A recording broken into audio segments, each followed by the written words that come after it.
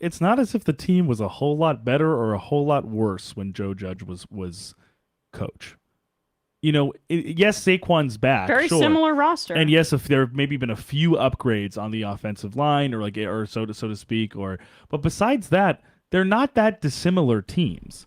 And Joe Judge got so much less out of everyone on that team, and specifically so much less out of Daniel Jones. Hmm. Daniel Jones has never looked like this on a football on a in a Giants uniform on the field since he's been in the league. He was essentially tasked with running QB sneaks at the 1 yard line into six offensive linemen. Like there was no Wow. ingenuity, there was no creativity, there was no focus on what he actually does well. Right. And now they're doing that, and look what happens. It, yeah. I mean, and Daniel Jones could have been like this regime could have moved on from him in a different set of circumstances, and you just never know what different players could be if they were coached and developed correctly. I mean, Mitch Trubisky doesn't look great, but the offense in Pittsburgh reminds me a bit of, frankly, that shitty Chicago Bears offense under Matt Nagy, where everything is like 3 yard pass, rush, and then we're going three and out. There's no explosive plays or ability to set their quarterback up to succeed. Like Mitch Trubisky could have been an entirely different player if he didn't have such a terrible coach. And Daniel Jones almost has gone down that road essentially, but they had a coaching change and everything like his fortunes look much better right now. And I think his player comp is Ryan Tannehill. But I even like the system that the Giants are running much more than any system that Ryan Tannehill has run in Tennessee. So we'll see, but I'm very excited. Obviously, I'm But excited to watch. I was like on the. I mean, I know this sounds corny, but I'm like on. I was on the verge of tears last night, like watching Daniel Jones like give his pregame speech and seeing how the team's rallying behind kind of a shy guy, and and you also see how Brian Daboll and the rest of the team, they were really unhappy with how the final seconds of that game went. And that's like a case for just how good the whole system is that they're not happy when they're undisciplined and they almost let the Jaguars back into that game at the end. So it's yeah. Anyway, but I think just to your point before we can move on,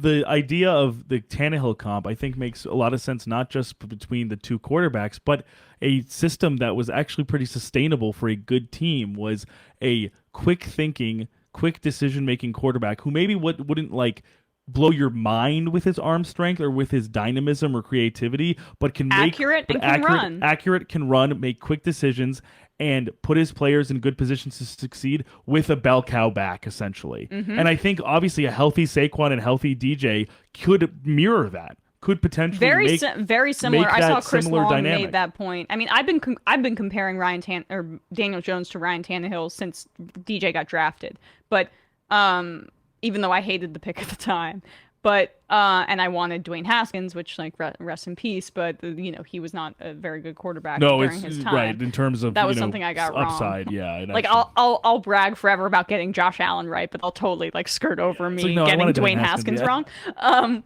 But I think that comp is like it's very similar in terms of the way they play the game and the tools that they both have. Even though I think Daniel Jones is an even better runner than Ryan Tannehill, but they both were really well coached, scrappy, take what the defense gives them, and yeah, it also were victims of terrible systems early in their career. But yep. and then Saquon, of course, is like I think as talented as Derrick Henry, so if not And if I not mean more dynamic.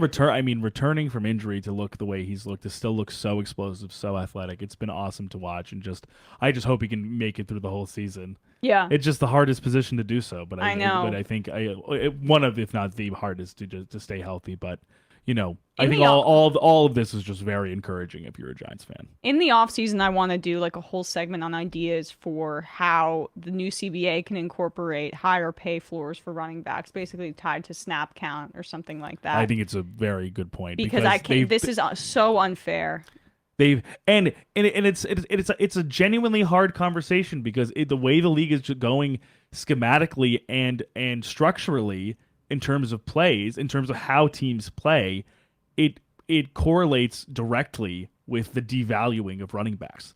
They They're make also it's happening with receivers now too, and, oh and we're sure seeing it in yeah real time. Like the days of a number one guy like Randy Moss changing the Jerry entire Rice Jerry yeah. Rice just being they run a go route, they run a slant route, they run a post, and that's the offense. That's so different. You have guys that are versatile, and you're gonna plug this guy in for to get out in space, and somebody who's gonna take a 50-50 ball, and it's just very different. So the more that you can have different guys that fill different roles, and it's more of just like a wide receiver by committee plus running back by committee, these skill position guys are going to get devalued financially, and that's not totally it's I'm quite concerned about it from a players' rights perspective, because we're seeing all this money coming in from gambling, new TV deals, new streaming deals with Prime and whatever.